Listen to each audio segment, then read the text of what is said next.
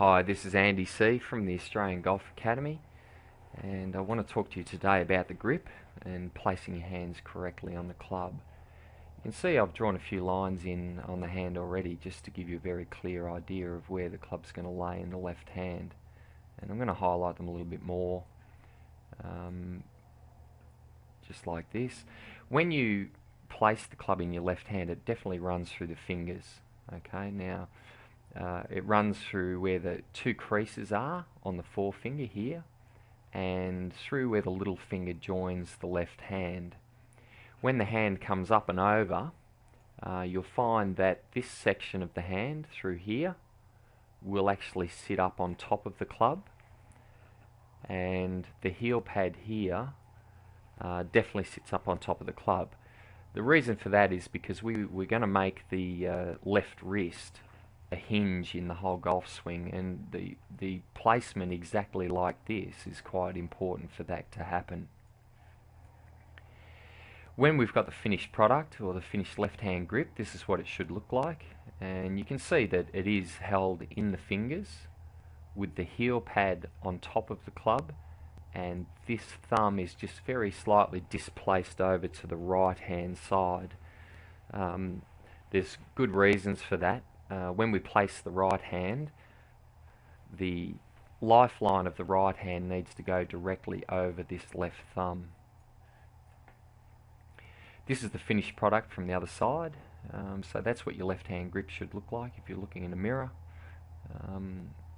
And you can see that the heel pad, even though it's a little bit hidden, would be sitting there up on top of the club. Again, this left wrist is going to be really important in your golf swing, and there's the left thumb a little bit displaced over to the right hand side of the grip. If we look at it from the back view, there's my thumb displaced. It's not straight up and down, and you'll notice that this knuckle actually sits up a little bit. That's going to be important a little bit further into the clip. And there's my left hand placement from the front. And when you often hear people talk about the V's in the golf grip. What they're talking about is this V here. Okay, if I draw a V in there in between the fingers, that V for most beginners or even intermediate players should point up here somewhere around the right ear, or perhaps even slightly out onto the right shoulder. The reason for that is so that we do get the proper wrist hinging and the correct release in the golf swing. When you place the club, or when you place the right hand onto the club, we want to make sure that it is held in the fingers of the right hand, and also that this thumb actually crosses over and is placed on the left hand side of the grip. So when we place our hands, we can do it a couple of different ways. We can take an interlock grip, where you'd actually lock the little finger of the right hand here and lock it in with the forefinger of the left hand, and then wrap your fingers in the right hand around the club and place them accordingly.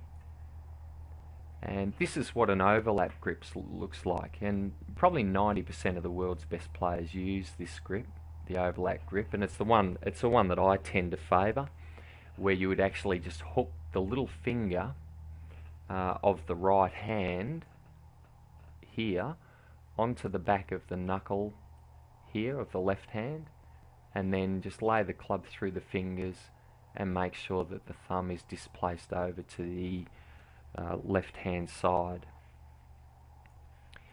The 10 finger grip is not one which I would advise for too many players. It's okay for juniors to get them started, and also if you're a lady with very weak wrists, it is something that you could probably do. With the 10 finger grip, it actually stops the proper hinging in the wrists.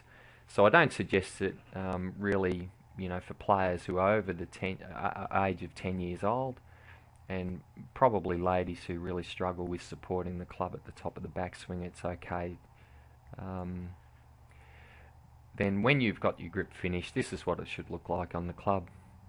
Nice and secure. It doesn't have to be held too tightly. You'll probably find that it firms up throughout the swing, but if you can follow all the basic points that I've talked about in the grip today, you'll find that your grip won't cause any problems and will allow us to take you a lot further in the swing.